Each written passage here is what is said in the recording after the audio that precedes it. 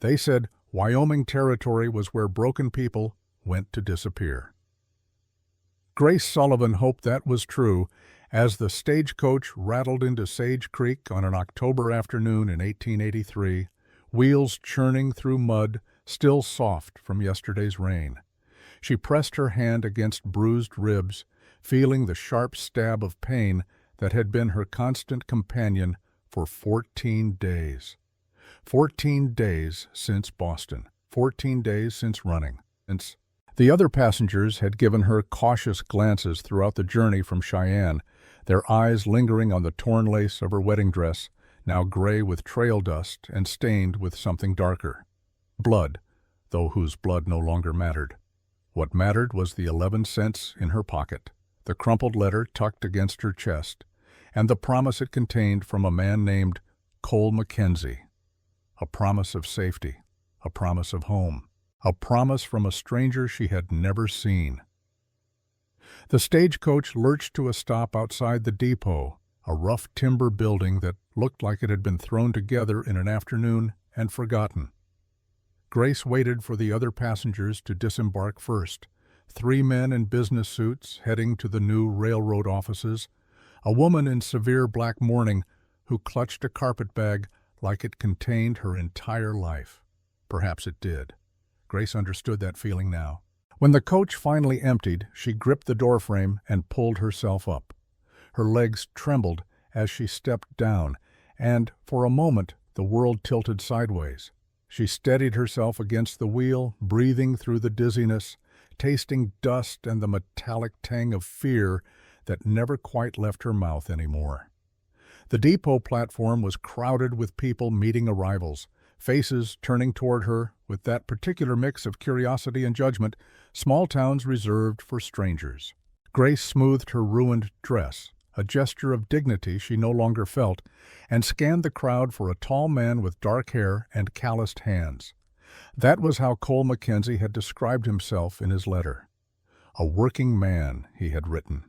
A rancher who needed a wife, but was honest enough to admit he could not promise love, only respect and a roof overhead. At the time, 6 weeks ago in a Boston boarding house, with debt collectors pounding on the door downstairs, respect and a roof had seemed like enough. More than enough. A miracle, even. She saw him standing apart from the others, near the water trough, where 2 horses stood hip-shot in the afternoon sun.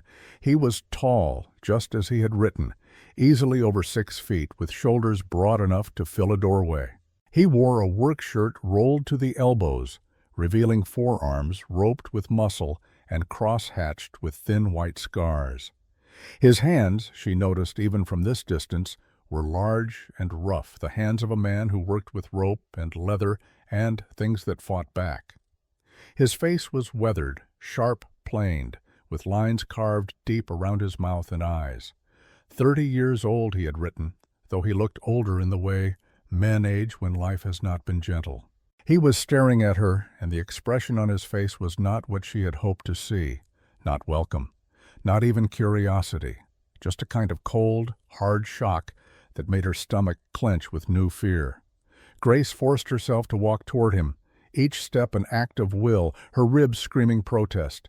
She stopped 3 feet away, close enough to see his eyes were the color of slate, gray and unreadable. Close enough to see he was holding a piece of paper in one hand, a letter that looked very much like the ones they had exchanged. "Mr. Mackenzie?" Her voice came out smaller than she intended, barely audible over the noise of the depot. "I'm Grace Sullivan. I received your letter. I came as quickly as I could after I replied. I'm sorry if I'm late. The trains were delayed in Kansas City, and then the stage had trouble with a wheel outside of Laramie, and I—" "Stop." His voice was low, rough-edged, the single word cutting through her explanation like a knife. He was still staring at her, at the bruises she knew were visible on her face, at the torn dress, at the way she held herself like something that might shatter. "I didn't send that letter." The words took a moment to register. When they did, the ground seemed to tilt again, worse this time, the whole world going sideways. "What?" "I said I didn't send it." He held up the paper in his hand. "This is dated 8 months ago. I wrote it when I was drunk, day after the anniversary of my wife's death. I never mailed it. Someone must have found it, thought they were helping." His jaw worked, muscles bunching. "I'm sorry you came all this way, Miss Sullivan, but I can't marry you. This was a mistake." Around them, conversations had stopped. 20 faces turned their direction, 20 pairs of ears straining to hear. Grace felt their attention like weight pressing down, suffocating. She opened her mouth, closed it, opened it again. "But I sold everything. I used the last of my money for the ticket. I have nowhere else to go." Something flickered in his eyes. Might have been sympathy or might have been irritation, she could not tell. "That's not my fault. I didn't ask you to come." He reached into his pocket and pulled out 2 silver dollars, placed them on the edge of the water trough. "For a room tonight. The boarding house is down the street, blue building with white trim. Tell Kate Morrison I sent you." Then he turned and walked away, boots heavy on the wooden platform, leaving her standing there with every eye in Sage Creek, watching her humiliation. Grace stared at the $2 gleaming in the afternoon light, at the mud-churned street, at the backs of strangers who were already turning away, already dismissing her as just another piece of human wreckage that washed up in frontier towns and disappeared just as quickly. Her knees buckled. She caught herself on the water trough, fingers gripping rough wood, but it was not enough. The world went gray at the edges, sound fading to a distant roar, and the last thing she registered before darkness took her was the smell of wet earth and the cold splash of water as she fell. She woke in a bed that was not hers, in a room she did not recognize, with afternoon light slanting through lace curtains, and a woman's weathered face hovering above her. The woman was perhaps 60, with steel-gray hair pulled back in a severe bun, and eyes that were sharp but not unkind. She held a wet cloth which she pressed gently against Grace's forehead. "Easy now," the woman said, her voice carrying the flat vowels of the upper Midwest. "You've had a bad fall, worse than that by the look of you. When's the last time you ate?" Grace tried to remember. The last real meal had been in Cheyenne, 2 days ago, a bowl of thin soup at a way station. Before that, she had been rationing dried bread and hard cheese, making her dwindling money last. "I'm not sure." "Thought so." The woman sat back, studying Grace with the assessing eye of someone who had seen trouble before and knew how to measure it. "I'm Kate Morrison. This is my boarding house. Cole Mackenzie carried you here after you fainted at the depot, left money for a week's room and board, then left without saying another word." "That sound like him?" "I just met him." Grace pushed herself up slowly, testing her ribs. The pain was still there, but manageable. Or tried to. "He says he didn't send the letter asking me to come. Says it was a mistake." Kate made a sound halfway between a snort and a sigh. "Cole Mackenzie has been making mistakes since his wife died 18 months ago. Drinking himself half blind, letting his ranch go to seed, pushing away anyone who tries to help. Can't entirely blame him. Mary's death near killed him too. But a man can only wallow so long before he's got to choose living or dying." She stood, moving to a washstand in the corner. "You look like you've got your own troubles, girl. Those bruises on your face didn't come from any fall." Grace's hand moved instinctively to her cheek, to the purple-yellow marks she had stopped noticing in mirrors, because looking at them meant remembering how they got there. "I was in Boston. There were men. They wanted information about my father. When I couldn't tell them, they decided pain might help my memory." "Your father?" "Judge Thomas Sullivan. He prosecuted the Doyle brothers for racketeering and murder, got convictions, long prison sentences. The brothers didn't appreciate that. They sent men to our house one night." Grace's voice stayed flat, emotionless, the only way she could tell this story without breaking. "They shot my father in his study while I hid in the closet. I heard everything. The gunshots, my father begging, the silence after. Then they came looking for me, said the judge's daughter would make fine collateral. I ran." Kate's face had gone very still. "How long ago?" "5 weeks. I stayed ahead of them until Kansas City. They caught up with me at a hotel, beat me, broke my ribs, said they'd do worse if I ran again. I waited until they were drinking, celebrating. Then I climbed out a window and bought a ticket on the next train west. Used the last of my father's life insurance money, all I had left after settling his debts. She looked down at her hands, at the torn nails and scraped knuckles. I answered Cole Mackenzie's advertisement because I needed to vanish. Wyoming territory seemed far enough, remote enough. I thought I could be safe here. Kate sat down on the edge of the bed, her expression unreadable. When she finally spoke, her voice was gentle.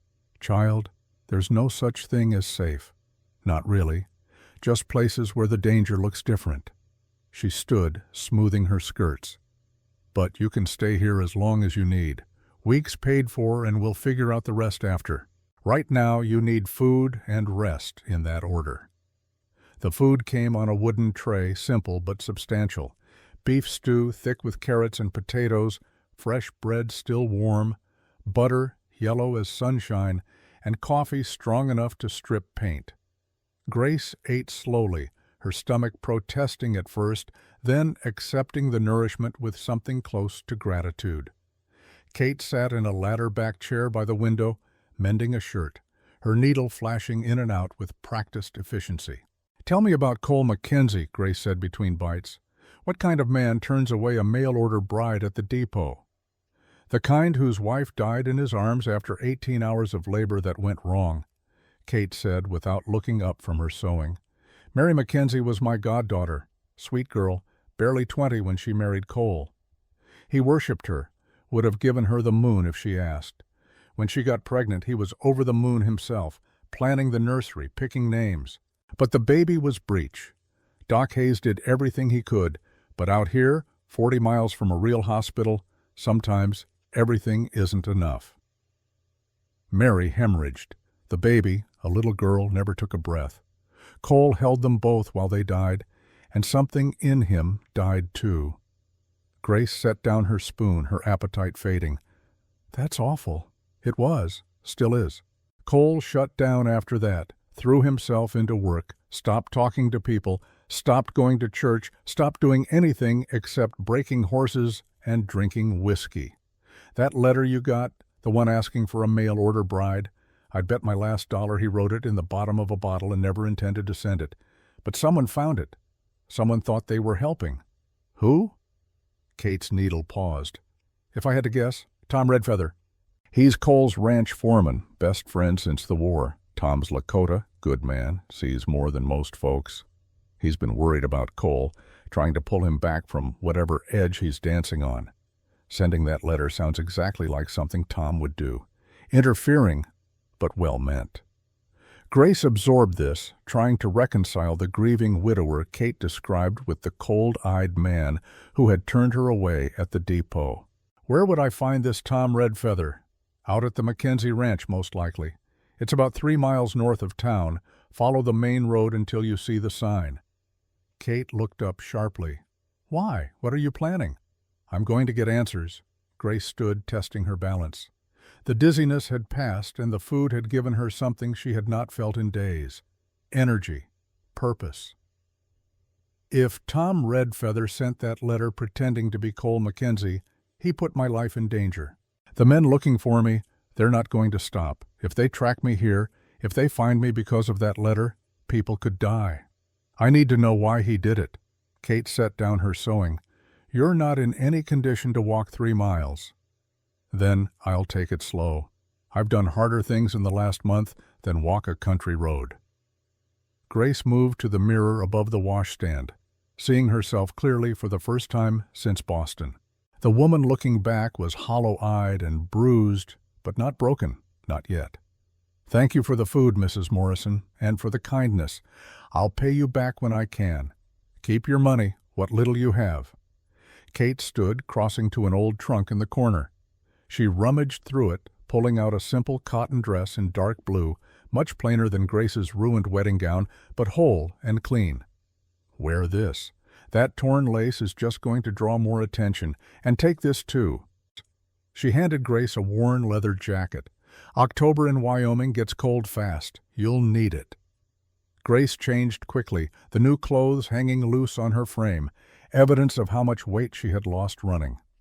But they were clean and intact, and that was enough.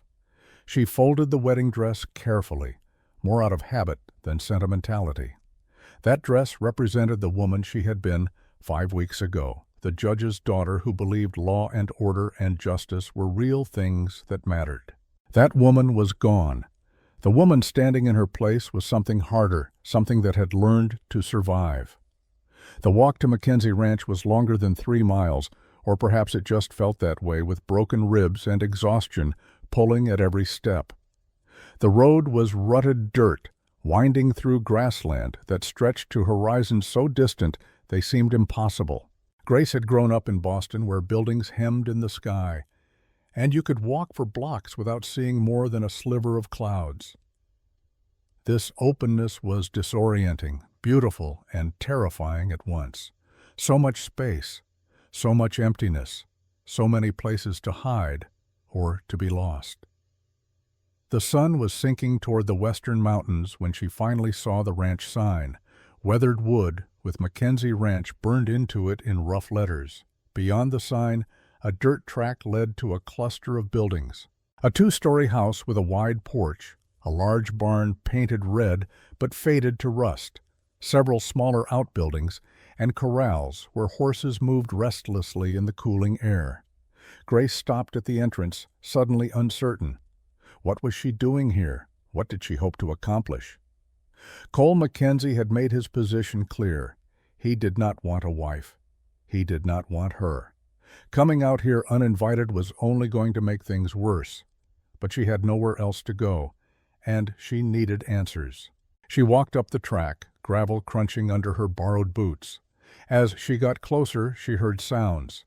The ring of hammer on anvil from one of the outbuildings, the low murmur of men's voices, and another sound, sharper, more urgent, the high-pitched squeal of a horse in distress. Grace rounded the barn and stopped, frozen by the scene before her. A corral had been set up behind the barn, the fence rails reinforced with extra timber. Inside the corral was a horse unlike any Grace had seen before. A stallion, coal-black, easily 16 hands high, with a wild eye and foam flecking its mouth. The horse was fighting, bucking, and kicking, trying to throw off the rope around its neck. And on the other end of that rope, boots planted and shoulders straining, was Cole Mackenzie. He had stripped off his shirt in the heat of the work, and Grace could see the muscles of his back and arms standing out in sharp relief as he fought to control the horse. Sweat gleamed on his skin. His jaw was clenched so tight she could see the tendons in his neck. The horse reared, front hooves pawing air, and Cole went with it, letting the rope play out, his movements fluid despite the strain. "Easy now," he said, his voice low and steady, meant to soothe. "Easy. Nobody's going to hurt you. You're just scared. I know scared. It's all right." The horse came down hard, all 4 hooves hitting dirt, and immediately tried to bolt. Cole held firm, his boots cutting furrows in the ground, but he did not pull back, did not fight. He just held steady, a fixed point, letting the horse exhaust itself against his immovable patience. Grace watched, transfixed. There was something almost hypnotic about it, the dance between man and animal, the test of wills that was also somehow a negotiation. Cole was not trying to break the horse. He was trying to reach it, to find some point of understanding beneath the panic. Slowly, incrementally, the stallion stopped fighting. Its sides heaved with effort, nostrils flaring, but the wild bucking ceased. Cole began to move then, circling slowly, keeping the rope taut but not tight, talking in that low, steady voice. "That's it. That's good. You're learning. You're smart, aren't you? Smarter than you let on." He took a step closer. The horse flinched but did not bolt. Another step. The rope between them shortened. Cole was within touching distance now, close enough that one kick could kill him, but he moved without fear, with the certainty of a man who had done this 1,000 times and knew the risks as well as the rewards. His hand touched the horse's neck, just a brush of fingers against sweat-slick hide. The stallion's ears flicked back, but it held still. Cole's hand moved again, firmer this time, stroking down the powerful shoulder. "Good," he murmured. "Good boy, see? Nothing to be afraid of."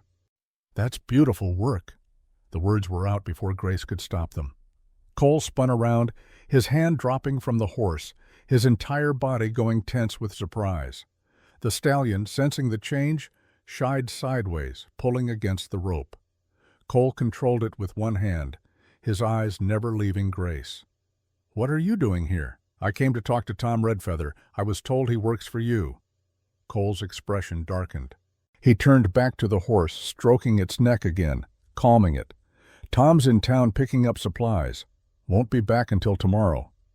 He began to walk the stallion toward the barn, forcing Grace to move out of the way.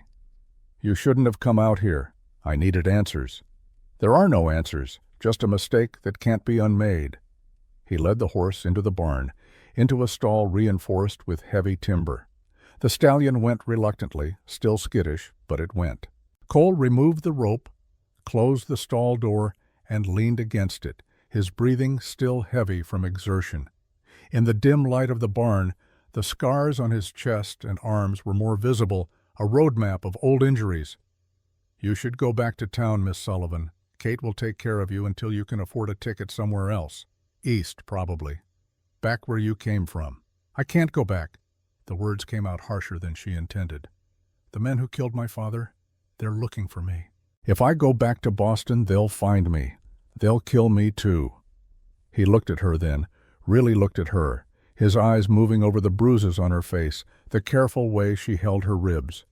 "Is that what happened? Someone beat you looking for information?" "Yes." "And you think hiding in Wyoming territory is going to stop them?" "I think it's my only chance." Grace moved closer, close enough to see the gold flecks in his gray eyes, close enough to smell horse and leather and honest sweat.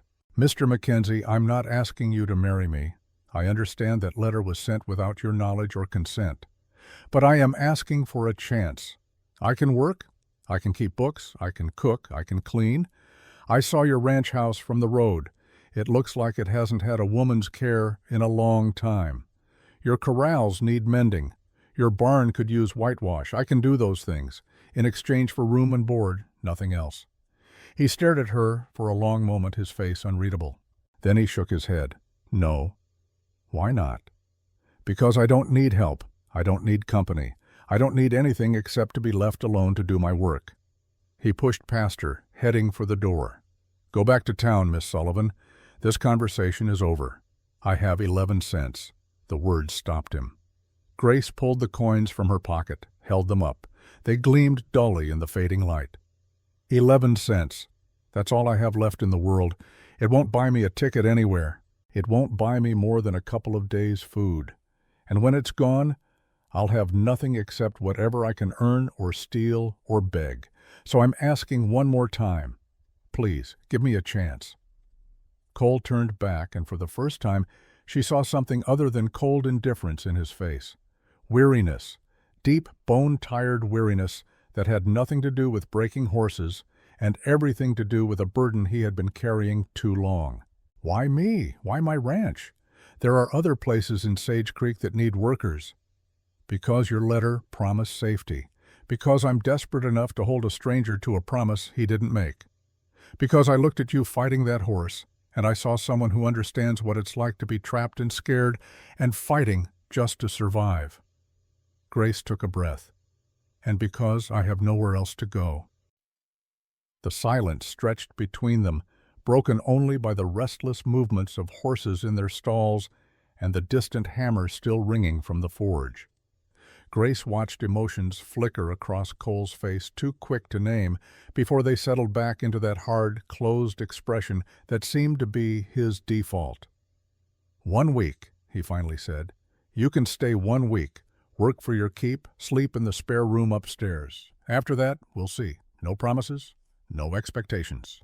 And if Tom confirms he sent that letter without asking me, you can take your anger out on him instead of me."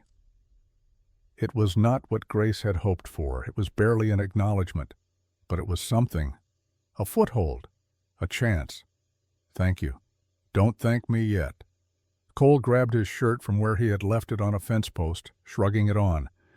You might regret this before the week is out. I'm not easy to live with. I don't talk much. I don't want company. And I expect work, hard work, if you're going to be under my roof. I can work hard. We'll see. He started walking toward the house, and Grace followed, trying to ignore the pain in her ribs and the exhaustion pulling at her bones. The house was bigger up close, well built, but obviously neglected. Paint peeled from the shutters. Weeds grew tall around the foundation. The porch steps sagged in the middle. Inside was worse. The main room was a disaster of bachelor living, dishes piled in the sink, dust thick on every surface, papers and books scattered across a heavy oak table. It smelled stale, like a place where windows stayed closed and fresh air was considered an inconvenience. Grace looked around, already cataloging tasks in her mind. Start with the dishes, then sweep. Air out the rooms. Check what food he had, what supplies. Make a list. Organize. Create order from this chaos. Spare room is upstairs, second door on the right, Cole said, not looking at her. There's bedding in the chest at the foot of the bed, should be clean enough. I eat at sunrise and sunset, nothing fancy. You're welcome to help yourself to whatever food there is, but don't expect much. I'm not a cook. I noticed. Grace gestured at the state of the kitchen. When did you last have a proper meal? He actually looked embarrassed. Can't remember. I eat what's easy. Beans, hardtack. Whatever Tom brings back from town. That explains a lot. Grace moved to the sink, rolling up her sleeves. Go do whatever you need to do. I'll start here. Cole watched her for a moment, something unreadable in his expression. Then he turned and left without another word. Grace heard his boots on the porch, then silence. She turned to face the wreckage of the kitchen and allowed herself one small, tired smile. It was not much. It was barely anything.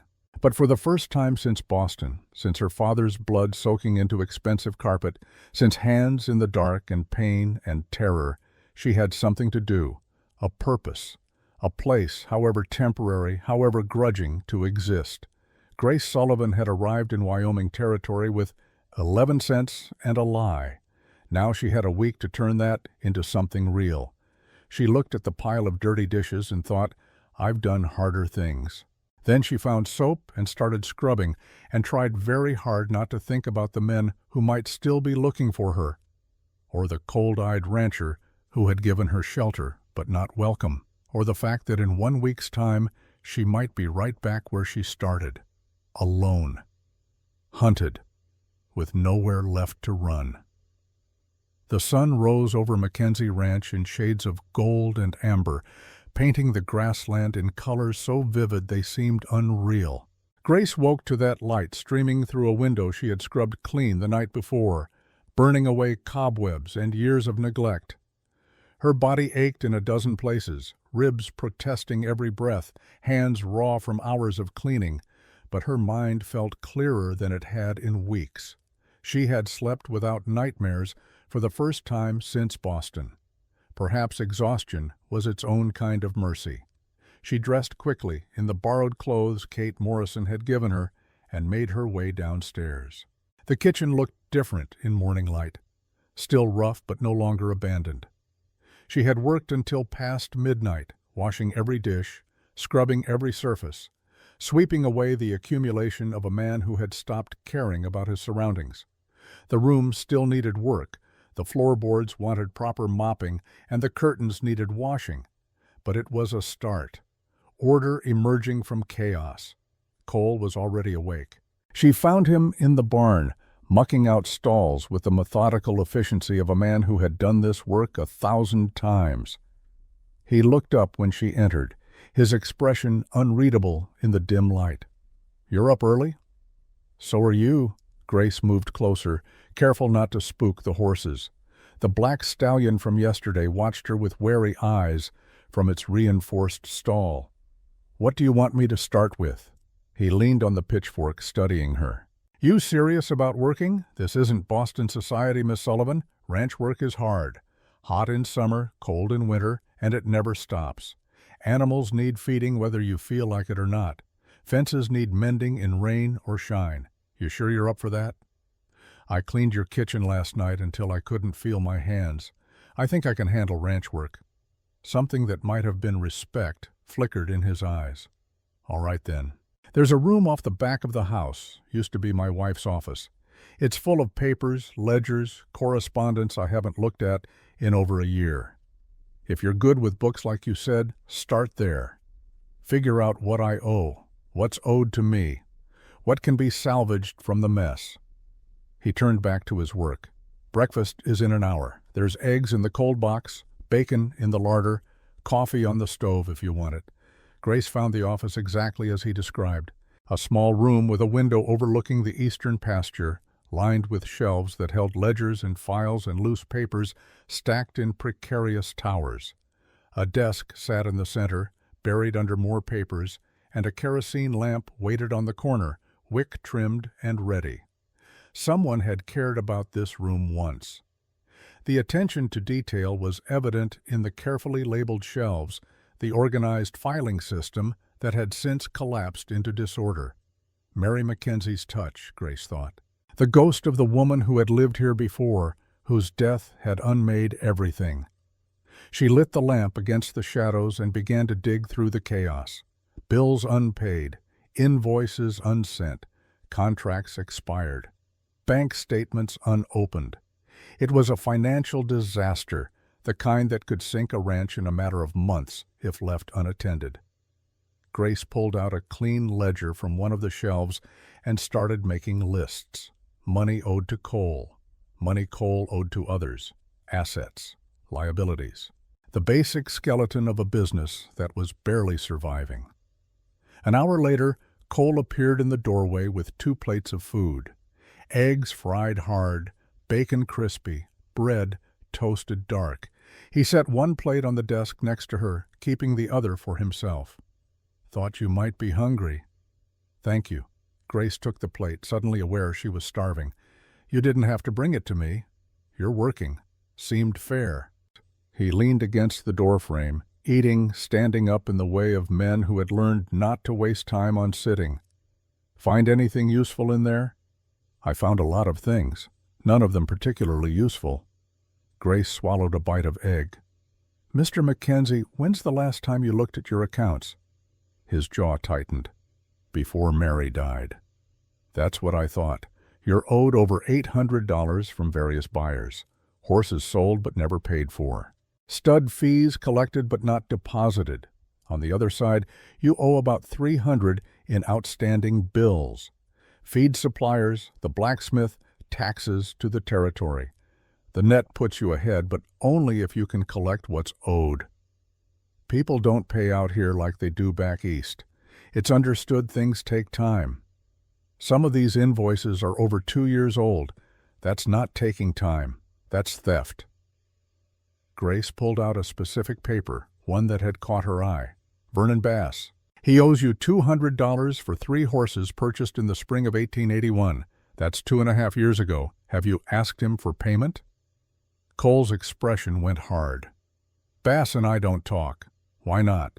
Because he courted Mary before I did, proposed to her twice. She turned him down both times and married me instead. He took it personal, still does. Cole set his empty plate aside. Leave that one alone, Miss Sullivan. Bass is the richest man in Sage Creek. He owns half the businesses in town, has politicians in his pocket, and doesn't take kindly to being pressured for debts. The law is on your side. You have a signed contract. The law out here is whatever men with money say it is. I learned that a long time ago. He pushed off from the doorframe. Organize what you can. Send letters to the ones who'll actually pay. The rest, let it go. It's not worth the fight. He left before Grace could argue further. She stared at the contract in her hand, at Vernon Bass's bold signature across the bottom, and something cold settled in her stomach. A man who refused to pay his debts. A man who held grudges. A man with power and money and the willingness to use both. She had met men like that before. In Boston, they called them criminals and sent them to prison. In Wyoming Territory, apparently, they called them businessmen and let them do as they pleased. Grace tucked the bass contract into a separate folder and continued her work, but a seed of unease had been planted. The morning passed in focused silence. Grace sorted papers, recorded figures, and slowly built a picture of Mackenzie Ranch's finances. It was not as dire as it first appeared. The land was paid for, the buildings sound, the horses valuable. Cole's reputation as a wrangler was excellent, evidenced by the number of inquiries she found from buyers looking for trained mounts. The problem was not lack of opportunity, it was lack of attention. The ranch was a ship with a capable captain who had simply stopped steering, letting it drift wherever currents took it. By noon, Grace had compiled a report of sorts, a single-page summary of assets, liabilities, and recommended actions. She found Cole in the corral with the black stallion again, this time without a rope. He stood in the center, arms loose at his sides, while the horse circled him at a distance, still wary, but no longer panicked.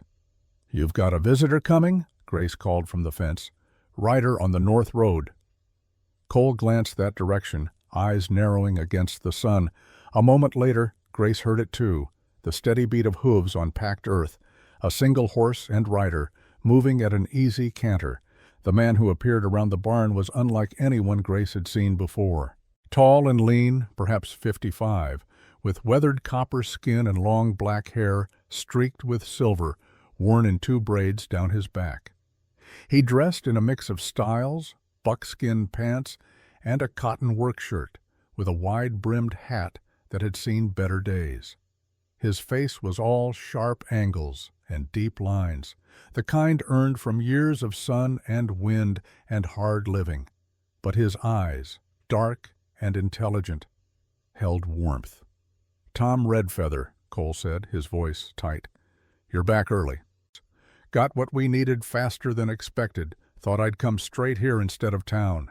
Tom dismounted with the fluid grace of a man who had spent more of his life on horseback than off it. His gaze moved to Grace, assessing without judgment. "You must be the mail-order bride. Word travels fast in small towns." "Grace Sullivan." She climbed down from the fence, wincing at the pull in her ribs. "And you're the man who sent the letter, pretending to be Cole Mackenzie." Tom's expression did not change, but something shifted in his eyes. Acknowledgement, perhaps, or resignation. "Yes, ma'am. That was me." "Why?" "Because this stubborn fool was drinking himself to death and needed a reason to live." Tom gestured at Cole. "Figured a wife might give him that reason. Figured wrong, apparently." "You figured without asking." Cole's voice was cold. "You had no right, Tom." "I had every right. We rode together in the war. I carried you 3 miles through enemy territory with a bullet in your leg. I stood beside you when you married Mary, and I dug her grave when she died. That gives me the right to interfere when I see you throwing your life away." Tom's voice rose, anger breaking through his usual calm. "You want to wallow in grief? Fine. But don't pretend you're the only one who lost her. Mary was my friend too, and she would hate what you've become." The words hung in the air like gunsmoke. Cole's hands clenched into fists, his whole body going rigid. For a moment Grace thought he might swing. Instead, he turned and walked into the barn without another word. Tom watched him go, then sighed and rubbed his face. "That went about as well as I expected." "You put my life in danger." Grace kept her voice level, but fury simmered underneath. "The letter you sent, it brought me here, made me visible. I've been running from men who want me dead, and you painted a target on my back by creating a paper trail." "I didn't know you were running from anyone. The advertisement you answered was in a Boston newspaper. I thought I was helping a woman who wanted a new start, not someone fleeing for her life." Tom met her eyes steadily. "If I put you in danger, I'm sorry. That was never my intention, but I'm not sorry I sent the letter. Cole needs someone, even if he's too pig-headed to admit it." "He doesn't want me here." "He doesn't want anyone here. Doesn't mean he doesn't need it." Tom moved past her toward the barn. "Give him time, Miss Sullivan, and give yourself some credit. You're still here. That's more than most people manage with Cole Mackenzie these days." Grace stood alone in the yard, watching dust devils spin across the grassland, and wondered what she had gotten herself into. A grieving rancher who wanted solitude. A well-meaning friend who interfered without permission. A debt that needed collecting from a dangerous man. And somewhere, maybe still in Boston, maybe already heading west, men who wanted her dead. The afternoon brought new complications in the form of an 8-year-old Chinese girl. Grace was in the kitchen, taking inventory of supplies and making a list of what needed to be purchased in town, when she heard a tentative knock at the back door. She opened it to find a child standing on the step, small and thin, with glossy black hair cut short and enormous dark eyes that held too much knowledge for her age. "Are you the mail-order bride?" the girl asked in perfect English, no trace of an accent. "I'm Grace Sullivan. Who are you?" "Rosie Chen. My parents own the laundry in town. Everyone's talking about you. They say you came all the way from Boston to marry the wrangler, but he turned you away at the depot. They say you fainted and Widow Morrison had to take you in. They say you're either very brave or very foolish." Rosie tilted her head, studying Grace with unsettling intensity. "Which is it?" "I haven't decided yet." Grace stepped aside. "Would you like to come in? I was just about to make tea." "Yes, please." Rosie entered, wiping her feet carefully on the mat. She looked around the kitchen with open curiosity. "It's cleaner than I expected. Mr. Mackenzie doesn't usually let people in his house. He didn't have much choice with me." Grace put the kettle on and found 2 clean cups. "What brings you all the way out here, Rosie?" The girl's expression shifted, brightness dimming to something more guarded. "I wanted to warn you about Mr. Bass." Grace's hand stilled on the tea tin. "Vernon Bass? What about him?" "He's asking questions in town. About you. Where you came from. Why you're here. If you have family back east." Rosie's voice dropped to a whisper. "My father does Mr. Bass's laundry. I was there yesterday when Mr. Bass came to pick up his shirts. He was talking to Sheriff Walker. He said something about Boston and the Doyle brothers." The floor seemed to tilt. Grace gripped the edge of the counter, forcing herself to breathe through the sudden spike of fear. "He mentioned the Doyle brothers by name?" "Yes, ma'am.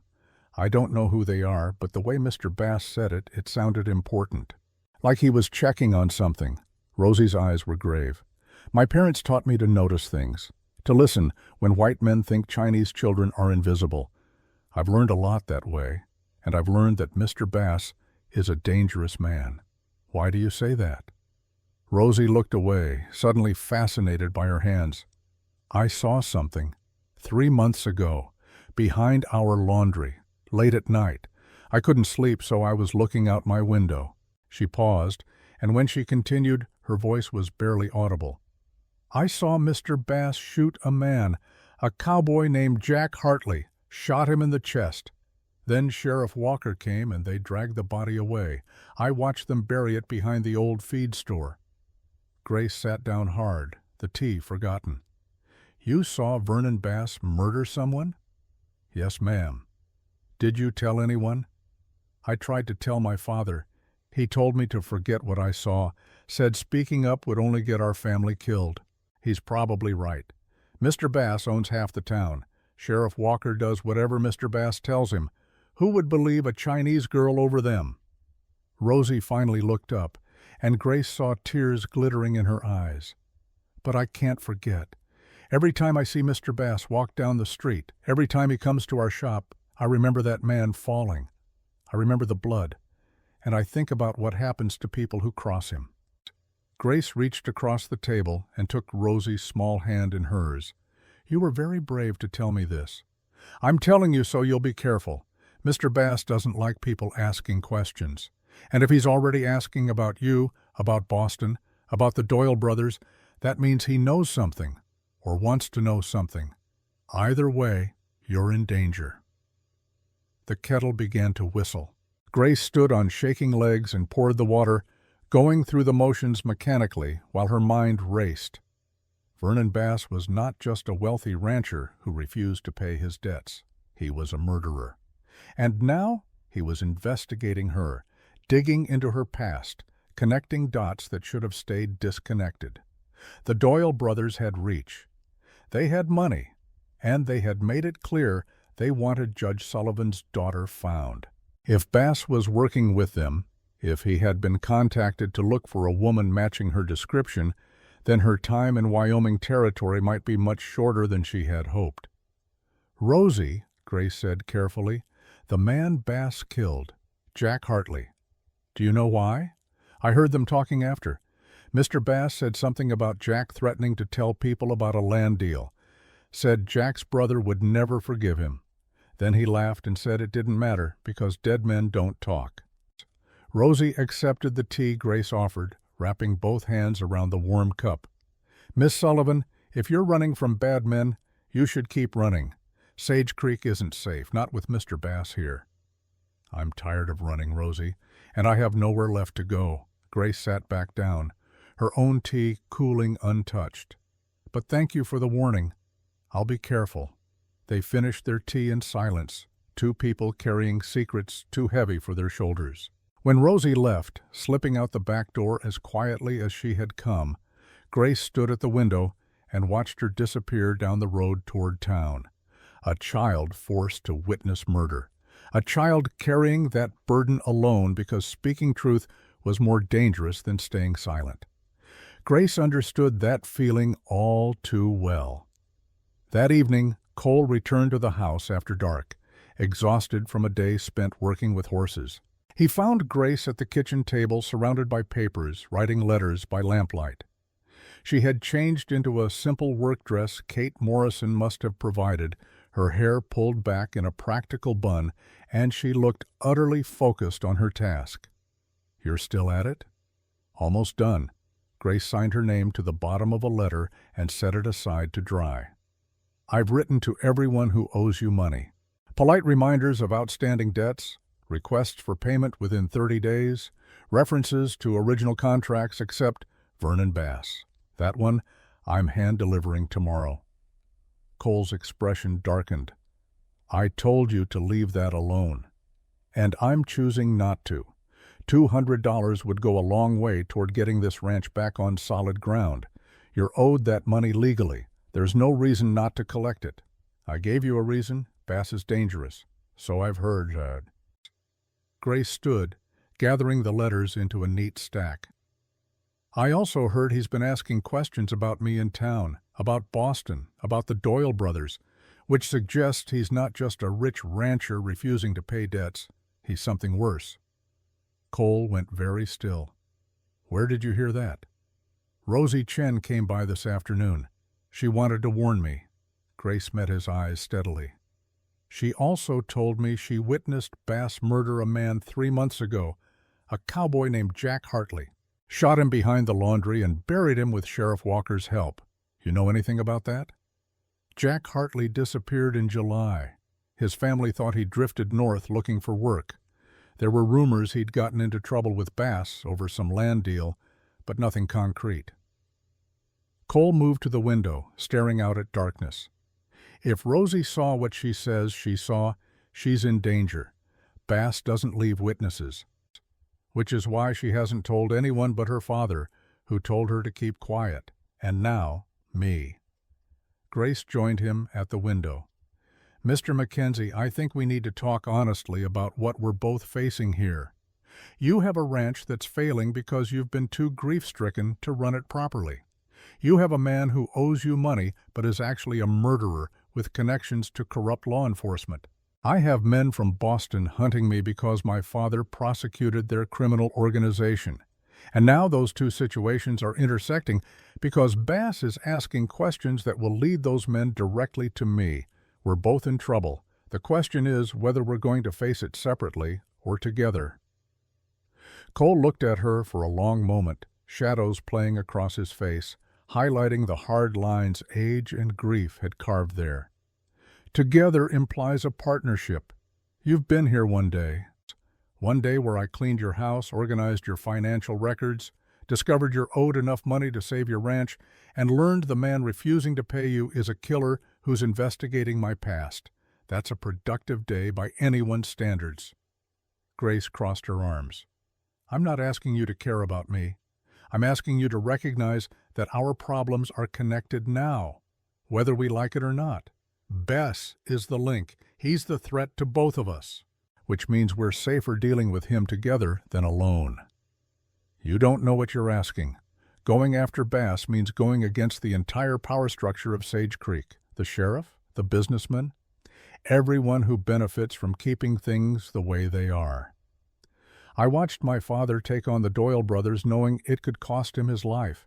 He did it anyway because it was right, because someone had to stand up to them. Grace's voice roughened with emotion. It cost him everything, but he never regretted it, never backed down. And I'll be damned if I'm going to hide from another bully just because he has money and guns. Something shifted in Cole's expression. Not warmth, not yet, but a crack in the ice, a glimpse of the man underneath the grief. You're either very brave or very foolish. That's what Rosie said. I still don't know which. Grace moved toward the stairs, exhaustion suddenly overwhelming. I'm going to bed. Tomorrow I'm taking your account books to town and demanding payment from Vernon Bass. You can come with me or not, your choice. She was halfway up the stairs when his voice stopped her. Grace. It was the first time he had used her given name. She turned, waiting. We go together, but we do it smart. We bring Tom and we go armed. Grace nodded once, then continued upstairs, her heart pounding with something that might have been fear or might have been hope. She had come to Wyoming territory looking for safety, for anonymity, for a place to disappear. Instead, she had found a fight. And for the first time since Boston, since watching her father die, since running and hiding and surviving by inches, Grace Sullivan felt ready to stop retreating and start pushing back. The next morning broke cold and clear, frost glittering on the grass like scattered diamonds. Grace dressed carefully, choosing the most respectable clothes Kate Morrison had lent her, pinning her hair up in a style that said serious businesswoman rather than desperate fugitive. She looked at herself in the small mirror above the washstand and barely recognized the woman staring back. Thinner than she had been, harder around the eyes, but no longer quite so afraid. Cole was waiting in the yard with 3 horses saddled. Tom Redfeather stood beside him, checking the loads in a rifle with practiced efficiency. Both men wore gun belts, revolvers sitting easy on their hips. "Can you ride?" Cole asked as Grace approached. "I learned as a child. It's been years, but I think I remember. This is Bessie, gentlest mare on the ranch. She'll take care of you." Cole handed her the reins to a dappled gray with kind eyes. "Mount up. We've got a long ride ahead, and I want to be in town by noon." Grace put her foot in the stirrup and pulled herself up, ignoring the scream of protest from her healing ribs. The saddle felt foreign and familiar at once, muscle memory fighting against months of city living. Bessie stood patiently while Grace found her seat, adjusted her stirrups, and gathered the reins. "You look natural up there," Tom observed, "like you've done this before. My mother loved horses. She taught me to ride before she died. I'd forgotten how much I missed it." Grace stroked Bessie's neck, feeling the animal's warmth beneath her palm. "Thank you for this." "Don't thank us yet," Cole said grimly. "We're riding into a confrontation with the most powerful man in Sage Creek. How it ends depends on how smart we play it." They rode out as the sun climbed higher, 3 riders moving through grassland turned gold by autumn. Grace found her rhythm quickly, her body remembering what her mind had half forgotten. The motion of the horse beneath her, the creak of leather, the smell of sage and morning air. It was nothing like Boston, nothing like the cobblestone streets and brick buildings and constant press of humanity. This was open space and big sky, and a kind of freedom she had never known existed. Tom rode beside her, keeping pace, while Cole took point. After a while, Tom spoke quietly, his voice pitched not to carry. "Cole told me what Rosie Chen saw. If it's true, if Bass really killed Jack Hartley, that changes things." "You didn't know?" "I suspected. Jack disappeared around the same time Bass started making noise about buying up land for the railroad. Jack's brother owns property Bass wanted. Stands to reason Bass might have eliminated someone who could complicate his plans. Tom glanced at her. You know you're walking into the lion's den, going to confront him? I know, but I also know that hiding hasn't kept me safe. Running hasn't kept me safe. Maybe it's time to try standing still and fighting back. That's a dangerous philosophy out here. Gets people killed more often than it saves them. Then I'll die on my feet instead of my knees. I'm tired of being afraid, Mr. Redfeather. Tired of looking over my shoulder. Tired of letting bad men win because they're willing to be more brutal than good people are willing to fight. Grace looked ahead to where Cole rode silhouetted against the horizon. Your friend there, he's been hiding from life for 18 months. Hiding in work, hiding in grief, hiding in a bottle when work wasn't enough. How's that worked out for him? Tom was quiet for a long moment. Then he smiled, small and sad. Point taken. Maybe you're both exactly what the other needs. Someone too stubborn to let hiding be an option anymore. They reached Sage Creek as the noon sun burned overhead, turning the main street into a river of light and shadow. The town was busier than it had been 2 days ago when Grace arrived. More people on the boardwalks, more horses tied at hitching posts. Word of their arrival spread quickly. Grace could feel eyes on them, whispers following in their wake. Cole led them directly to the largest building on the street, a 2-story structure of whitewashed wood with Bass Cattle Company painted in gold letters across the front. They dismounted, tied their horses, and Cole paused at the door. Let me do the talking first. If it goes sideways, get behind Tom and let us handle it. I'm not hiding behind anyone. Grace, Cole's voice was firm, this is my fight as much as yours. Let me try to end it without bloodshed. She wanted to argue, but the look in his eyes stopped her. Not condescension, concern. He was trying to protect her. And while Grace bristled at needing protection, she also recognized the value in strategy over pride. Fine, you lead. But if he refuses, I'm stepping in. They entered together, the three of them moving as a unit. The interior was elegantly appointed, more suited to a city office than a frontier business. Polished wood desk, leather chairs, oil paintings on the walls depicting pastoral scenes that bore no resemblance to the harsh reality of ranching. And behind the desk, Vernon Bass. He was a large man, not tall but broad, running to fat in the way of men who ate well and worked little. His face was fleshy, jowls beginning to form, but his eyes were sharp and cold as he took in his visitors. Those eyes lingered on Grace, recognition sparking. Cole Mackenzie, didn't expect to see you in my office. Thought you preferred drinking alone at that sad little ranch of yours. Bass smiled without warmth. And you've brought company. Tom Redfeather, always loyal to a fault. And this must be the infamous mail-order bride. Grace Sullivan, isn't it? All the way from Boston. Mr. Bass, Cole said evenly, I'm here about the money you owe me. $200 for 3 horses, purchased spring of 1881. Contract says payment within 90 days. It's been over 2 years. Time to settle accounts. Bass leaned back in his chair, fingers steepled. Is that so? Funny thing, Cole. I seem to remember those horses having problems. Lame, if I recall. Not worth half what you charged. Consider that debt disputed. The horses were sound when they left my ranch. I have documentation from the veterinarian who examined them beforehand. Documentation can be forged. Bass's smile widened.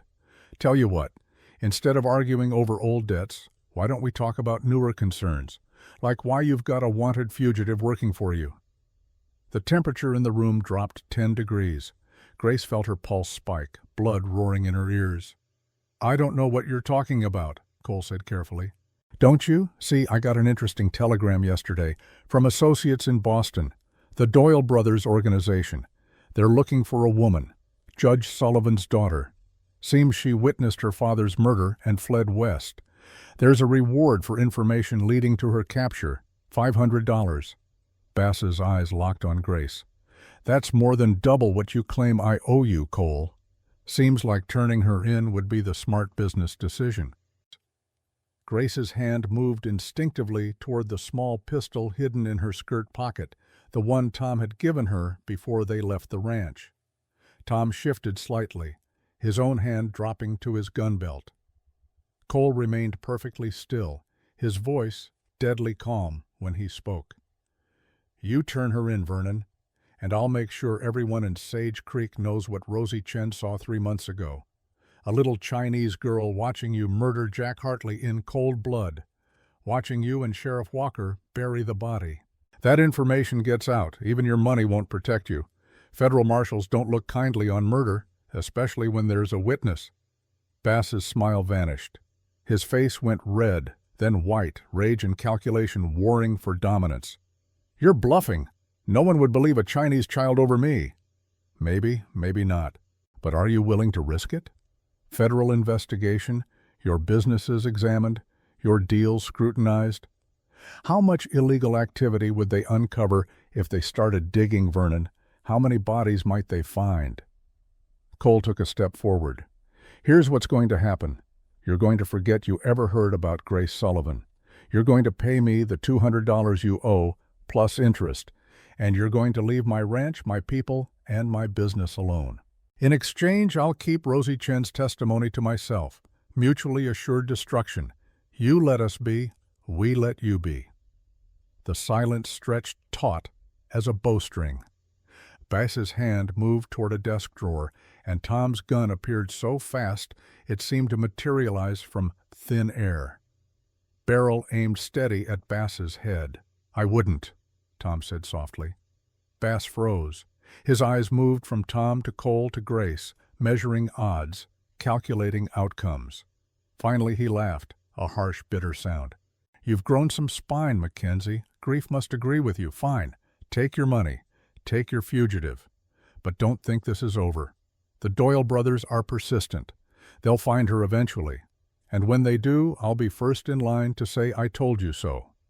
He opened a safe behind his desk, counted out $200 in bills, and slapped them on the desk. Cole picked them up, counted them himself, and nodded. "Pleasure doing business, Vernon." They backed out of the office, none of them turning away until they were outside and mounting their horses. Only when they were riding out of town, dust rising behind them, did Grace allow herself to breathe properly again. "That went better than expected," Tom said dryly. "That went exactly as badly as I feared," Cole countered. "Bass knows about you now, Grace, knows what you're running from. And he won't keep quiet forever, blackmail or not. He'll find a way to use that information against us. Then we find evidence first, real evidence of the murder. We get Rosie to testify. We bring in federal marshals ourselves before Bass can twist the narrative." Grace's mind was already racing ahead, planning, strategizing. "We go on offense instead of defense. You're talking about taking on the entire power structure of this town. Sheriff, mayor, half the business owners, they're all in Bass's pocket. Then we get them out of his pocket. We show people what he really is. We give them a reason to stand up." Grace looked at both men. "I'm not running anymore. I'm done with that. If the Doyle brothers find me, they find me fighting. And if Vernon Bass wants a war, I'll give him one." Cole stared at her for a long moment, something like admiration flickering in his gray eyes. "You really are either very brave or very foolish. Why can't I be both?" And for the first time since Grace had met him, Cole Mackenzie laughed. It was rusty, unpracticed, the laugh of a man who had forgotten how. But it was real. And in that moment, riding through autumn grassland with two unlikely allies beside her, Grace Sullivan allowed herself to hope that maybe, just maybe, she had finally found where she belonged. The confrontation with Vernon Bass had changed something fundamental in Sage Creek. Word spread through town like wildfire, carried on whispers and knowing glances, about the mail-order bride who had stood up to the most powerful man in the territory and lived to tell about it, about the grieving rancher who had finally found something worth fighting for, about the community that had gathered in silent solidarity, choosing courage over comfort.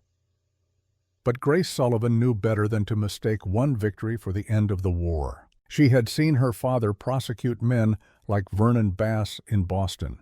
She knew that cornered animals were the most dangerous, that powerful men did not surrender their power gracefully, and that the space between a threat and its execution could be measured in heartbeats. The days after their visit to Bass's office settled into a tense routine. Grace continued organizing the ranch finances, sending letters to debtors, negotiating new contracts. Cole worked his horses with the same patient intensity, though now his rifle leaned within easy reach of the corral fence.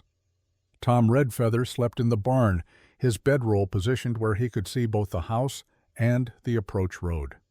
They were waiting. The question was not if Bass would retaliate, but when and how. The answer came on a moonless night, 2 weeks later. Grace woke to the smell of smoke. For a moment, still caught between sleep and waking, she thought she was dreaming. Then the acrid bite of burning wood hit the back of her throat and she bolted upright, her heart hammering against her ribs. Orange light flickered through the bedroom window, dancing shadows that spoke of flames somewhere close. The barn was on fire.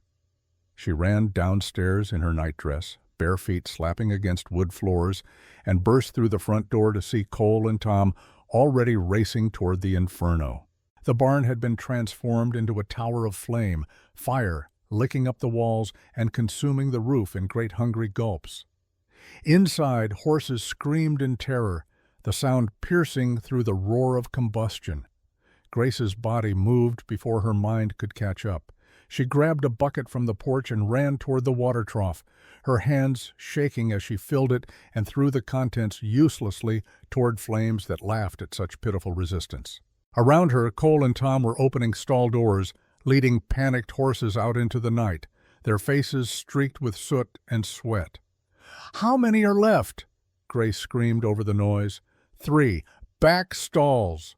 Cole's voice was ragged, his eyes streaming from smoke. "Too dangerous. The roof is going. The black stallion is back there." Something flashed across Cole's face, a war between reason and emotion, and Grace knew which side would win before he moved. He wrapped a wet cloth around his face and plunged back into the burning barn. "No!" Tom lunged after him, but Grace caught his arm. "Help me with the horses out here. Keep them from running back toward the flames. Cole knows what he's doing. He's going to get himself killed. Then we make sure his sacrifice means something." Grace pushed a terrified mare toward Tom.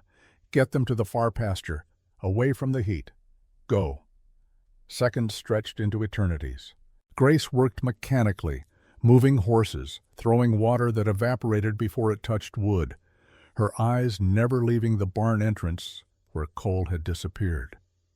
The roof groaned, a sound like the earth itself splitting, and part of it collapsed inward in a shower of sparks that lit up the night sky like hellfire. "Cole!" Her scream tore from her throat, raw and desperate. And then he emerged, leading the black stallion, the horse wild-eyed but moving, following the man who had earned its trust. Behind them, 2 more horses thundered out, freed from their stalls, choosing flight over frozen fear. Cole stumbled, fell to his knees in the dirt, coughing so hard his whole body convulsed. The stallion stood over him, protective, as if the animal understood debt and repayment. Grace ran to him, her hands on his face, checking for burns, for injuries, for any sign that the flames had taken more than just his breath. "You idiot! You beautiful, stupid idiot!" "Couldn't let him burn." Cole's voice was a rasp, barely audible. "I broke that horse, made him trust humans, couldn't betray that trust by leaving him to die." Tom appeared with a canteen, and Cole drank greedily, water spilling down his chin. Around them, the barn continued its immolation, heat so intense they had to move back, watching 40 years of work and memories reduced to ash and ember. "Bass did this," Tom said quietly. "Had to be." "Can you prove it?" Grace's mind was already working, cataloging evidence, building a case the way she had watched her father do 100 times. "No, but I know it in my bones." Cole stood on shaky legs, Grace supporting him. "This is his answer. We threatened him, so he's threatening back, showing us he can hurt us whenever he wants." Then we show him he's wrong. Grace's voice was cold steel wrapped in velvet. We show him that burning our barn only makes us more determined. We rebuild, we collect evidence, and we bring him down properly, legally, where he can't wriggle free. How? Tom asked. The sheriff is in his pocket, the mayor too. Half the town owes him money or favors. Who's going to stand against him? We are. Grace looked at the burning barn, at the horses safe in the pasture, at Cole alive beside her, and felt something crystallize in her chest. Purpose, direction, the clarity that comes from knowing exactly what needs to be done. And we're going to find others who will stand with us, people he's hurt, people he's threatened, people who are tired of living in fear of one man's greed. Tom, you said Rosie Chen witnessed Bass murder Jack Hartley. That's where we start. Cole grabbed her arm. Grace, you can't ask a child to testify against a killer. He'll come after her family. I'm not asking. I'm giving her a choice. The same choice my father gave witnesses in Boston.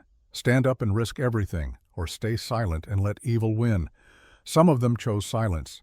Some chose courage. The ones who chose courage changed the world, even if only in small ways. Grace met his eyes. I won't force her, but I'll give her the option. And I think you'd be surprised what people will do when someone finally offers them a way to fight back.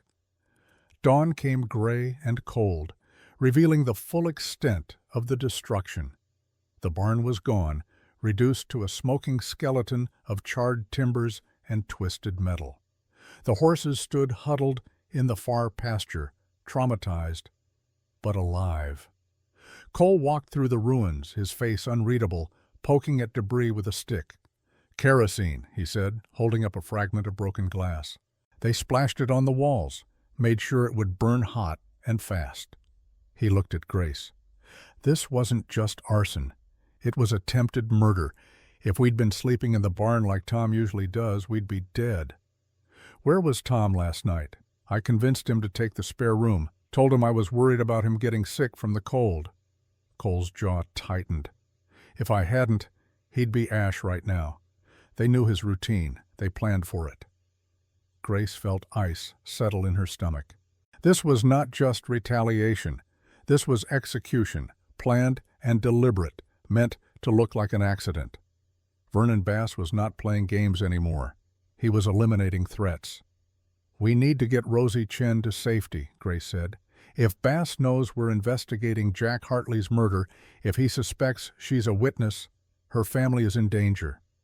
They rode into Sage Creek as the sun climbed higher, 3 riders moving with urgent purpose through morning mist.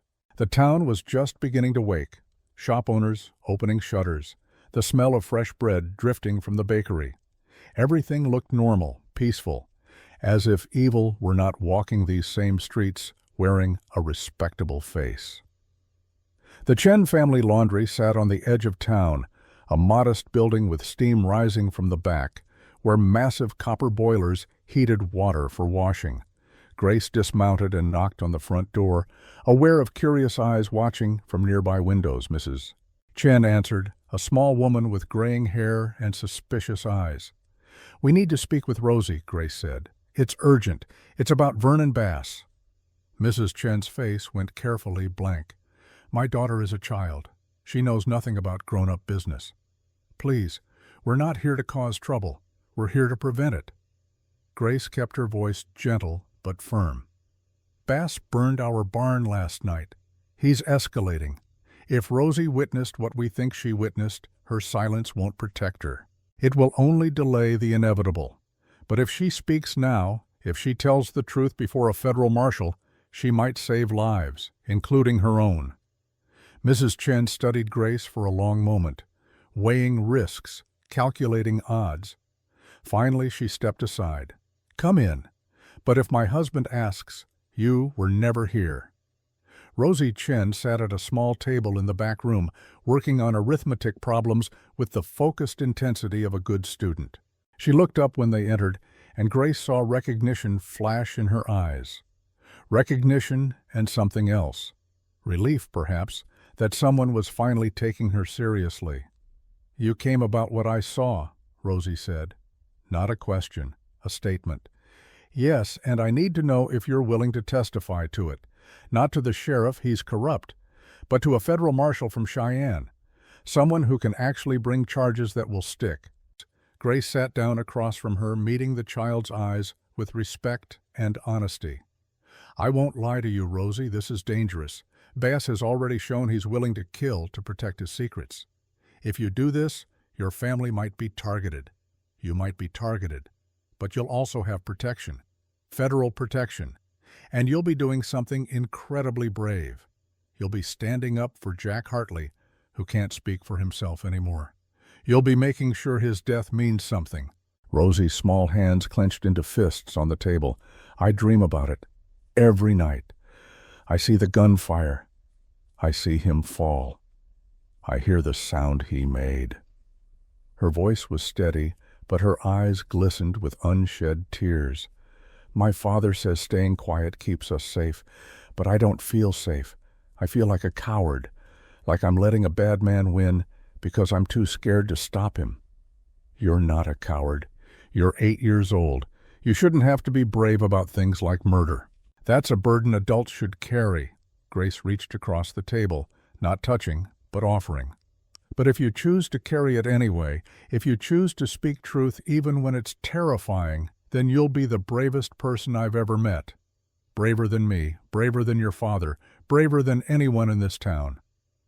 Will you protect my parents? If I do this, if I testify, will you make sure Bass doesn't hurt them? I can't promise they'll never be in danger, but I can promise we'll do everything in our power to keep them safe. Federal marshals, armed guards if necessary. And once Bass is arrested, once the truth is public, hurting your family would only make his situation worse. He's a lot of things, but he's not stupid. He knows when he's beaten. Grace hoped that was true, prayed it was true. The question is, are you willing to take that risk? Because if you're not, I understand. No one would blame you, least of all me. Rosie looked at her mother, who had been standing silent in the doorway. Mrs. Chen's face was a mask of conflicting emotions, fear and pride and resignation all mixed together. Finally she nodded once, a tiny movement that gave permission. I'll do it, Rosie said. I'll tell what I saw, for Jack Hartley, and for everyone else Bass has hurt. Getting a federal marshal to Sage Creek proved easier than Grace had anticipated. Tom Redfeather, it turned out, had connections that reached far beyond Wyoming territory. He had served with Marshal Henry Blackwood during the war, had saved the man's life at Antietam, and that kind of debt never expired. One telegram was all it took. Blackwood would arrive within 3 days, bringing deputies and the full weight of federal authority. Those 3 days felt like walking through a minefield blindfolded. Grace and Cole moved the horses to a temporary shelter on Tom's property 5 miles north, not trusting that Bass would not try to finish what he started. They slept in shifts, one always awake, always watching. Grace taught herself to sleep with the pistol under her pillow, her dreams haunted by flames and gunshots and the faces of men who wanted her dead. On the second day, Kate Morrison appeared at the ranch with a wagon full of supplies and a grim expression. Whole town knows something's coming. They can feel it. Bass has been making the rounds, calling in favors, reminding people who holds their mortgages and who could make their lives very difficult. She unpacked food, ammunition, medical supplies.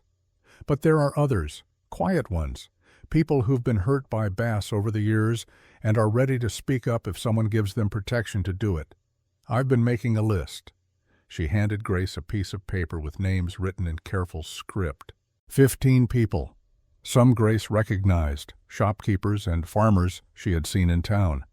Others were strangers, names without faces, but each represented someone who had been wronged and was willing to say so.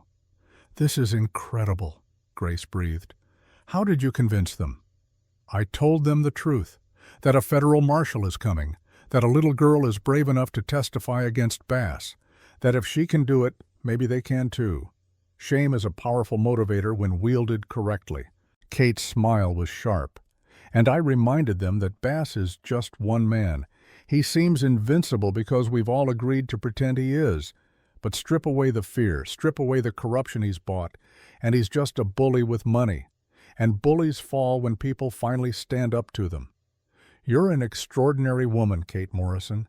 I'm an old woman who's tired of watching evil prosper because good people are too scared to fight back. Your father understood that. That's why he went after the Doyle brothers, even when everyone told him to leave it alone. That's why they killed him. Because he was dangerous to them in a way guns and money couldn't neutralize. He was dangerous because he believed truth mattered more than safety. Kate gripped Grace's hand. You're your father's daughter. I see it in you. That same stubborn conviction that right should win even when it's hard, even when it costs everything. Don't lose that. The world needs it. Marshal Henry Blackwood arrived on the third day with 4 deputies, all of them hard-eyed men who looked like they had seen too much and believed too little. Blackwood himself was tall and lean, 50-ish, with a weathered face and eyes that missed nothing.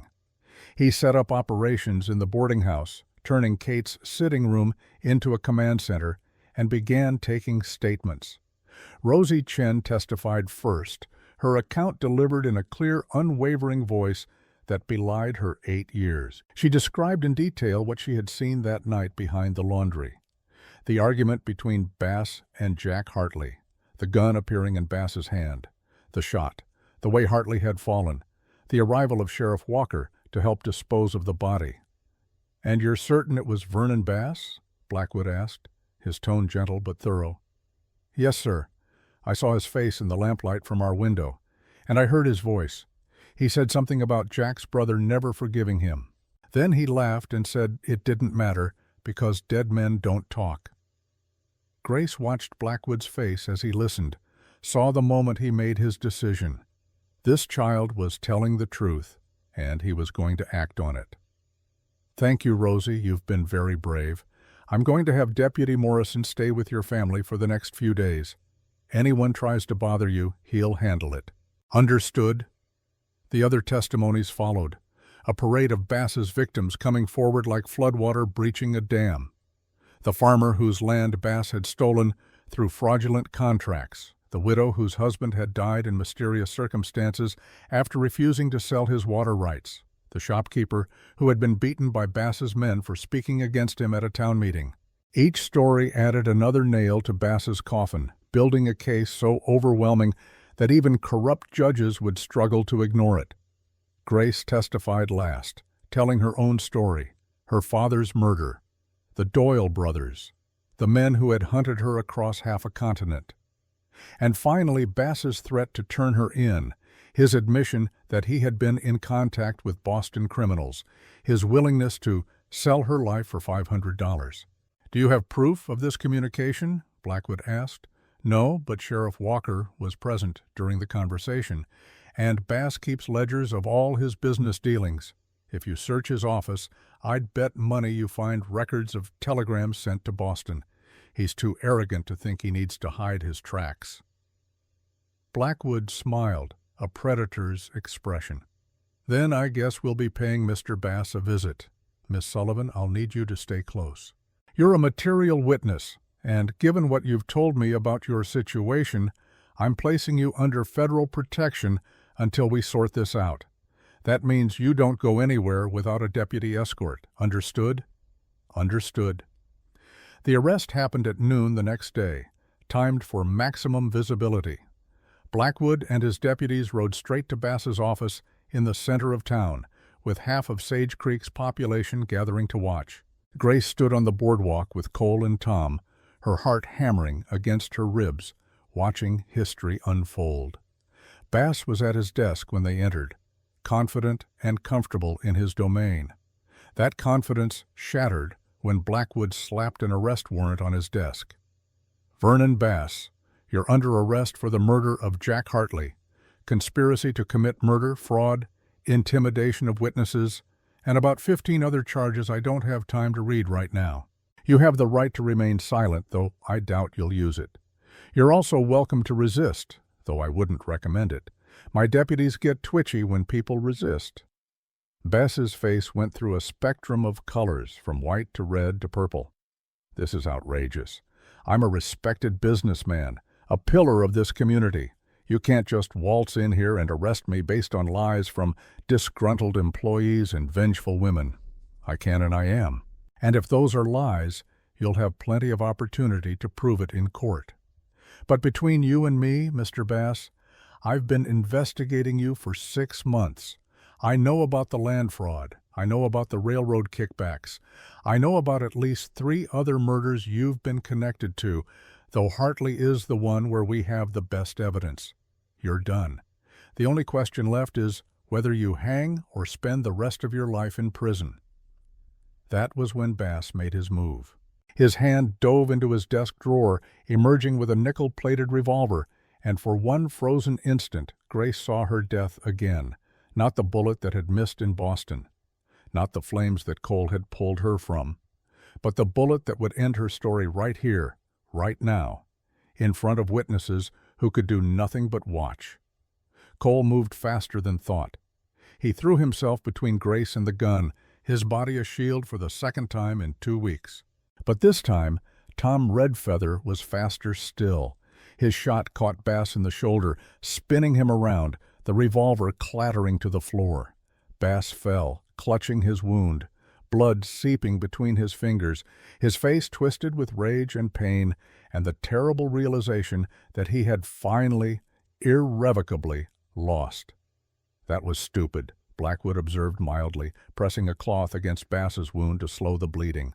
Now I have to add assaulting a federal officer and attempted murder of a witness to your charges. You'd have been better off coming quietly. They dragged Bass to the jail, the same cell where he had planned to put Cole Mackenzie, and the symbolism was not lost on the crowd that followed.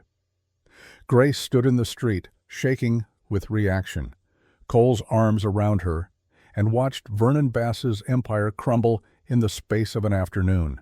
Sheriff Dutch Walker was arrested an hour later, caught trying to flee town with saddlebags full of cash and incriminating documents. He folded immediately, offering testimony against Bass in exchange for a reduced sentence. The details he provided were damning. 3 murders, not 1, dozens of fraudulent land deals, bribes paid to territorial officials, a network of corruption that reached all the way to Cheyenne.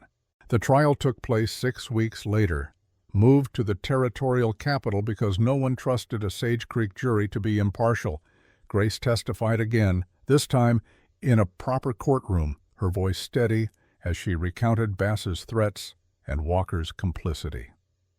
Rosie Chen testified with her parents beside her, their presence a shield and a reminder of what courage looked like when it came in small packages. The jury deliberated for 3 hours. The verdict was guilty on all counts. The judge sentenced Bass to hang. Grace sat in the courtroom gallery between Cole and Kate Morrison when the sentence was read, and she felt no triumph, only a tired kind of relief. Justice had been done, the truth had won, and maybe, finally, the running could stop. They returned to Sage Creek to find the community transformed. The corrupt sheriff was gone, replaced by an honest lawman from Laramie. The mayor, implicated in some of Bass's schemes, had resigned. New businesses were opening, run by people who no longer feared retribution for success.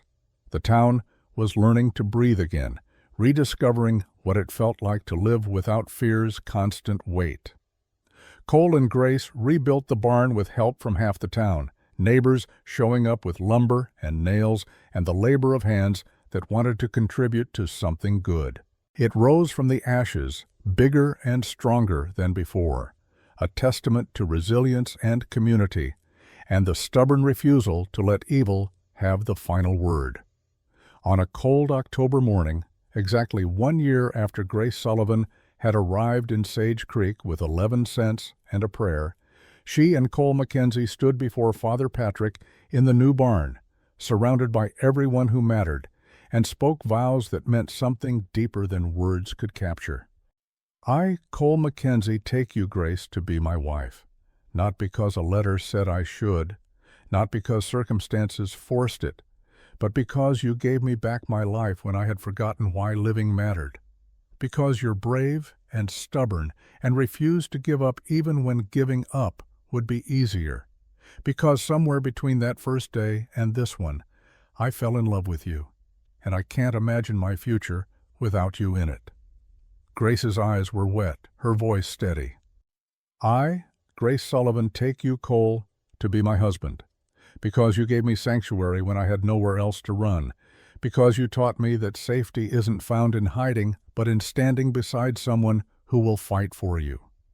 Because you showed me that grief doesn't have to be the end of the story, that second chances exist, that love can grow in the hardest soil if you're patient enough to tend it." They kissed to applause and cheers, and if some in the crowd were crying, well, they had earned those tears. Tom Redfeather stood as best man, grinning wide enough to split his face. Kate Morrison dabbed at her eyes with a handkerchief. Rosie Chen threw wildflowers that she had collected that morning, petals falling like benediction. The celebration lasted until sunset, music and dancing and food that kept appearing from every household in town. Grace danced with Cole, with Tom, with Doc Hayes, who had stayed sober for 6 months and counting. She danced with farmers and shopkeepers and people whose names she was still learning. And she felt, for the first time since Boston, like she belonged somewhere, like she had found her place in the world. That night, alone with Cole in the house that was now legally theirs together, Grace stood at the bedroom window and looked out at the ranch bathed in moonlight. Cole came up behind her, his arms circling her waist, his chin resting on her shoulder. "What are you thinking?" he asked. "I'm thinking about how I got here. All the terrible things that had to happen for me to end up in Wyoming. My father's murder, running for my life, answering that letter, coming to a place I'd never heard of to marry a man I'd never met." She turned in his arms, looking up at him, and I'm thinking that I wouldn't change any of it. Because all of that, as awful as it was, led me here, to you, to this life. And this life is worth everything it cost to get it. I feel the same. Mary's death nearly destroyed me. I wouldn't wish that pain on anyone. But if she hadn't died, I never would have written that letter, drunk or not. Tom never would have sent it. You never would have come. And I'd still be drowning in grief and whiskey, wasting away on a failing ranch, waiting to die without ever really living again.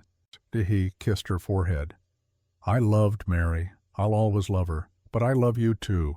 And I think she'd be happy about that. I think she'd like knowing that her death, as senseless as it was, created space for something good to grow."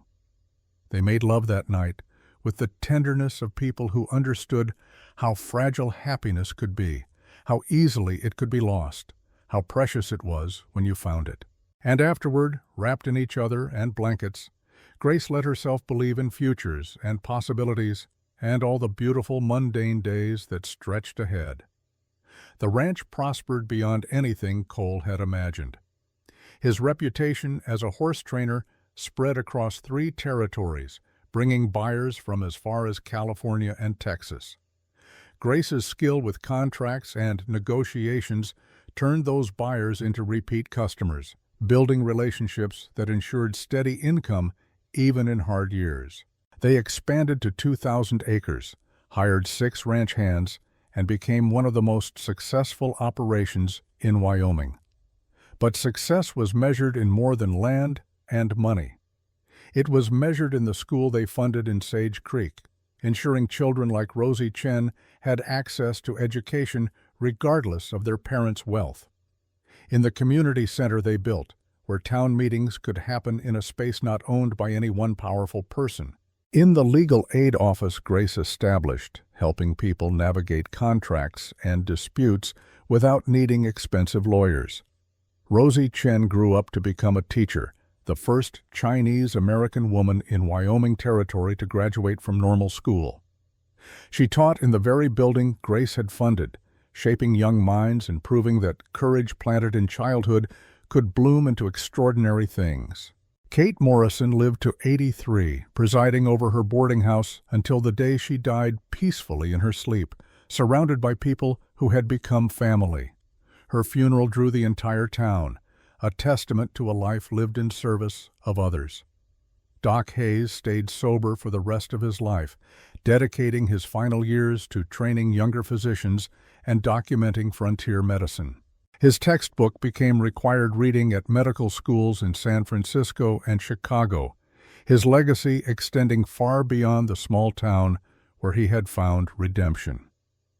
Tom Redfeather never married, but he became Uncle Tom to Grace and Cole's children, teaching them to ride and track and understand the language of horses.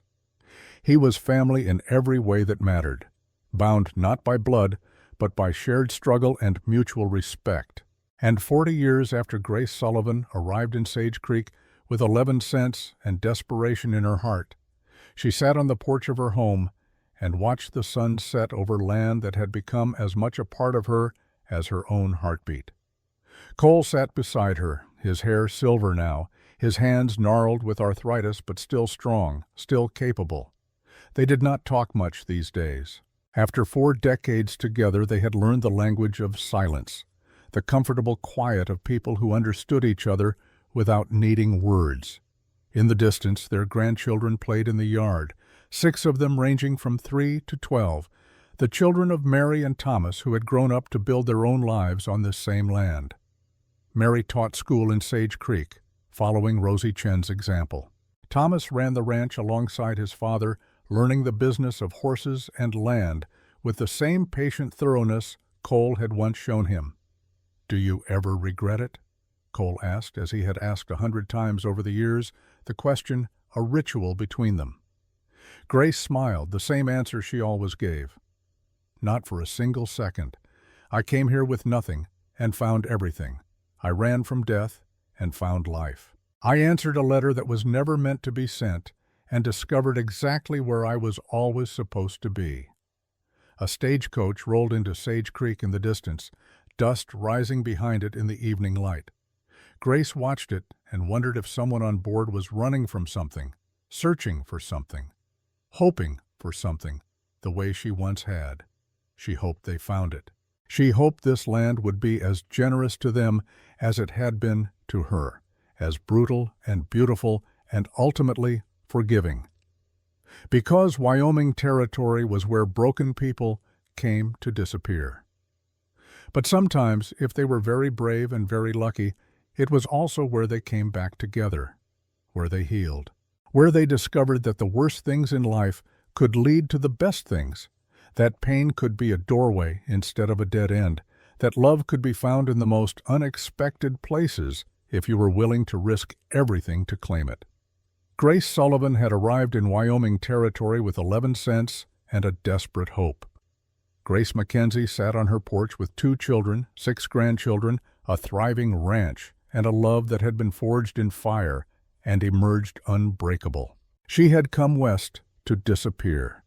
Instead, she had finally, fully, completely become real.